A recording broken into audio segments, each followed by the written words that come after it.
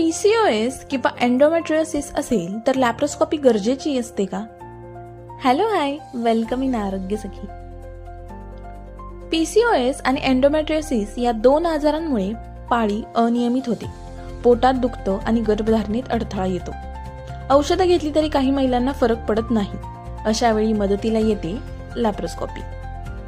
ही एक छोटी सर्जरी आहे जिथे पोटात कॅमेरा टाकून अंडाशय, फेलोपियन ट्यूब्स आणि गर्भाशय तपासता येतात. PCOS असताना ओव्हरियन ड्रिलिंग केलं जातं आणि एंडोमेट्रियोसिस असताना त्रासदायक पेशी काढता येतात.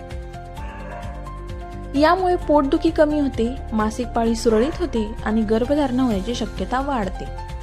म्हणूनच जर औषधं काम करत नसतील तर लॅप्रोस्कोपी ही एक उपयुक्त आणि सुरक्षित पर्याय ठरतो. आपलं आरोग्य दुर्लक्षित करू नका. डॉक्टरांचा योग्य वेळी योग्य सल्ला घ्या आणि स्वतःची काळजी घ्या.